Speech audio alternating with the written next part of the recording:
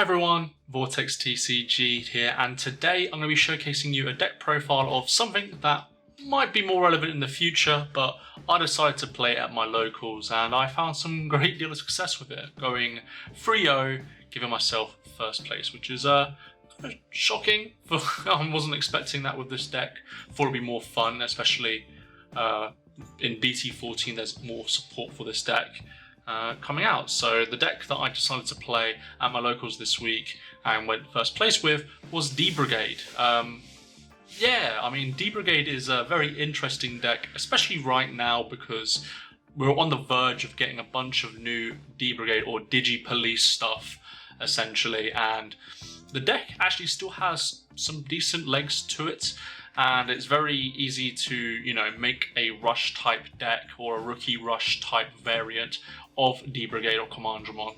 So I'm going to be showcasing you my list, talk to you about my reasonings for certain cards, and then yeah, I hope you guys enjoy the deck profile, and if you do, please do like and subscribe to the channel, and let's get straight into the deck profile. Okay, and so let's get straight into the deck profile. I'll be starting off with the eggs first. I'm going to be playing 4 Pagumon, obviously. Still probably the best egg for black in general, but if I'm being perfectly honest, this one actually does mean quite a bit for this deck. Most of the time you'll be playing out level 3s for relatively cheap, and so just having one of them allow you to, you know, reveal the top card and add it to your hand is going to be actually very important for this strategy. So just continuing getting resources is going to be very important, and this card helps with that a lot. We also play one Missimon, and the reason why I play the Missimon is because sometimes the reboot does actually matter in situations. There'll be times where it actually survives security and you just want to get the reboot just to make sure that your guy is still unaffected and your opponent has to find the answer to remove it. This actually matters quite a lot because currently there are a lot of removal cards at the lower DP levels and level 3s. So I think that this card is actually warranted in certain situations, but most of the time I'd rather have the Pagumon. But if you'd rather just play the Pagumon, I would also recommend that as well, because, I mean, they both work out either way. I wouldn't play 4 of this, however, because it just doesn't matter enough of the time. Then let's get into rookies. We're going to be starting off with 4 Commandramon. This is going to be the BT3 variant. The 2 cost still does come up sometimes. You'd be surprised at how much actually does matter sometimes. The fact that this costs 2 just means that you're able to play more rookies before you have to pass turn, and so for that reason we just play 4 of it as is. This is obviously just another target for Commandramon as well, the BT4 variant, and overall I think it's just probably one of the better Commandramons that you can be playing. We do play all of the Commandramons in this deck, so yeah, I mean, just having a name in itself and also being a cyborg and the stat line, it all works out pretty well, so we play 4 of this one. Speaking of the BT4 version, we play 4 of it. No alt arts here, unfortunately. I forgot to pick those up apparently, but this is the one that you kind of want to make sure dies most of the time. Allows you to reveal the top 3 cards of your deck, play a Commandramon, and then put the rest to the bottom of the deck. Yeah, I mean, it does end up mattering quite a bit here because yeah, just being able to play out another guy from when this gets deleted is very important. It just means that you're able to continue advantage instead of it just, you know, fizzling out essentially. So we play 4 of this. It is probably the best Commandramon that you can be playing. We also play 4 of the EX3 Commandramon. The reason why I play this is just primarily for the name. Sometimes, I don't know why, but I get terrible luck when it comes to certain cards in this deck, like the BT4 Commandramon, the Prime Memory Boost, etc. So just having the extra name is actually very important to me. And also the decoy comes up sometimes. It helps you, you know, if you want to keep a certain guy alive, or instead of it being like a massive board wipe. yeah, this card matters quite a bit in those situations, but for the most part, it's just another name, so we play 4 of it. We then play 4 of the BT5 Commandramon. This is the blocker variant. This is the more expensive one, so it doesn't feel as good to play it out, hard play it, but I mean, you still have to play it. It's a name, it's a blocker. The blocker does come up sometimes, which is the most important thing, and another important thing is that this is a blocker that can swing. A lot of the other blockers either have like a penalty, like the Sealsdramon from BT4, which loses 2 memory when you swing. This one doesn't have that type of problem, so you're just able to swing, and if it survives, you can keep the blocker essentially ready for the next turn. So yeah, we play 4 of this. And then finally for the Commandramons, we play 4 of the ST5 Commandramon. This is the big guy essentially, 5k DP. This is the one that usually survives security, and this is the one that you kind of want to keep around for most part, just due to the fact that, you know, essentially just means another swing and your opponent really can't deal with 5k DP. Usually a lot of the removal is a lot lower DP value wise, so this one usually sticks around, whereas the other ones don't. So yeah, we play 4 of this one. Rounding off the rookies, we play 2 Hagurumon. I was tempted to play 4 of it in this deck just so I can keep on cycling, but yeah, if I'm being perfectly honest, if there was more room in the deck, I probably would play more of this card. Just able to trash pretty much any card in the deck and draw 2 is very nice, especially in a strategy where you need to get advantage, because this card essentially means you get advantage in draw, and you also get a body on the field as well, which is very important. So I played 2 of this. If there was any space in the deck at the moment, I would definitely consider bumping this card up, but for the time being, I've got it at 2. And that is all the rookies. I believe that is 22 rookies. Let's get on to the level 4s, shall we? So I'm playing 4 Sealsdramon. You might be a bit confused as to why I am playing Sealsdramon in this deck, but this card actually helps in a lot of situations, in my opinion. So the inheritable thing doesn't really come up at all in this deck. It can happen, but it doesn't really do it that much. The main thing is the fact that it has jamming, and this is one of the reasons why the missing one is quite nice, because you're able to unsuspend this guy, but then you're able to get another jamming swing for the next turn. But just getting the jamming is very important. It being a name is also very important, and the fact that you're able to Digivolve on top of a Commandramon, or just level 3 in general, just means that you get an additional draw while you're still continuing your game plan. So I play 4 of this for that reason. It does help you thin the deck, help you find your pieces, and yeah, I think it actually works out pretty well for the strategy that I've built up here. So I play 4 of it. I then also play 2 Mercurymon.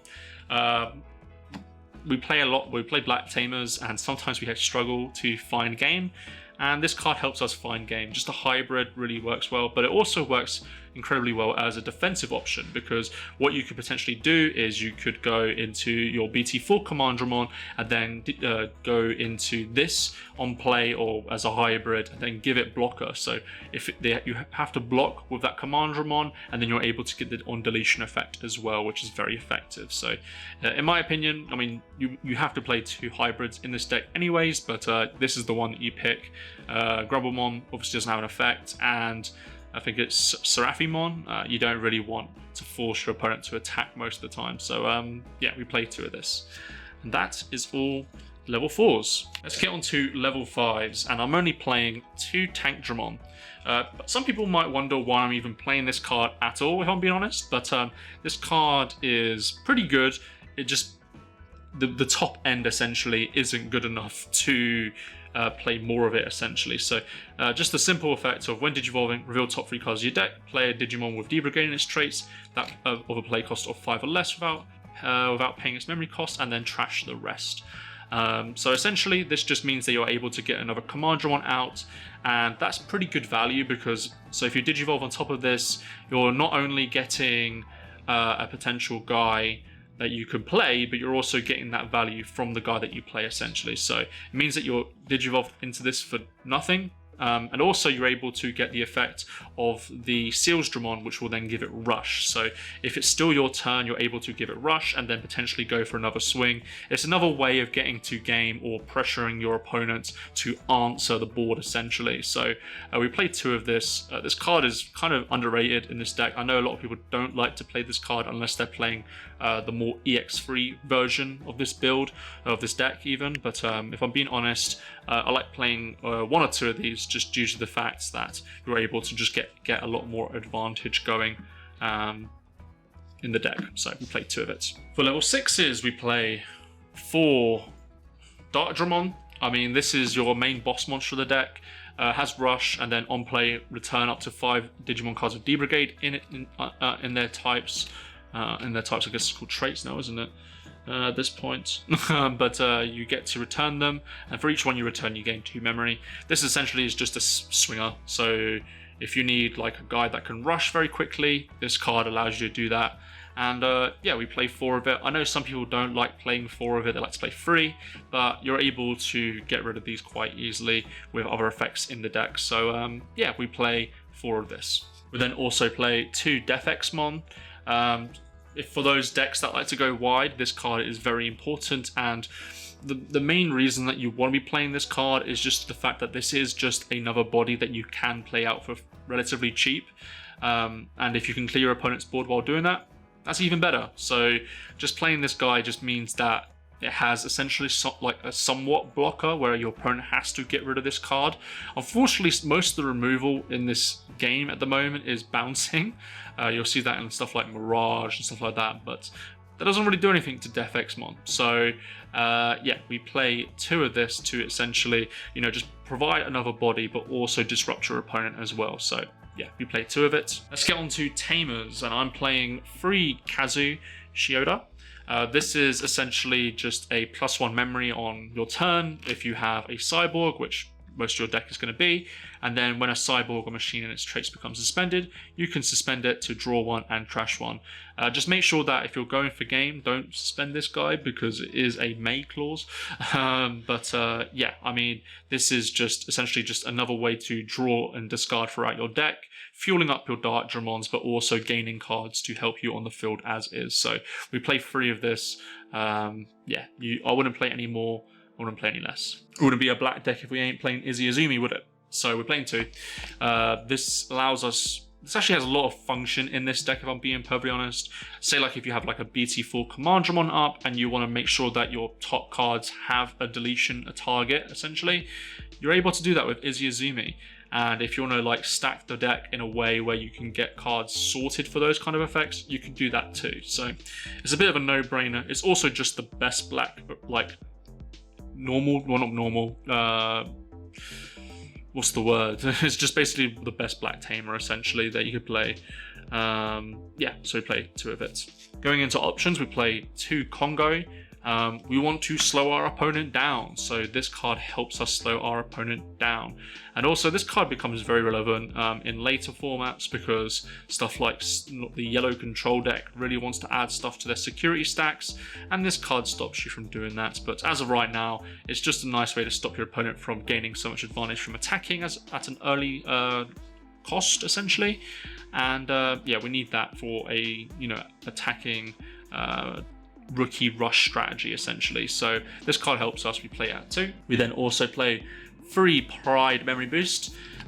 Most of the deck costs 4 or less, well at least all the rookies essentially do.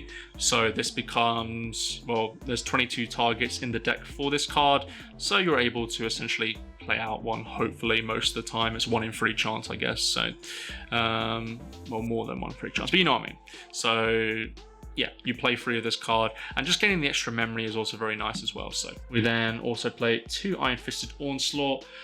This card is just to essentially make sure that if they do swing into security, we take something out with them essentially, and that's very important for us because we want to slow the game down to make sure that we're in control, and this card helps us do that. So we play 2 of it, and then rounding off the whole deck, we play 2 Ultimate Flare. This card is, I think, criminally undervalued, if I'm being honest.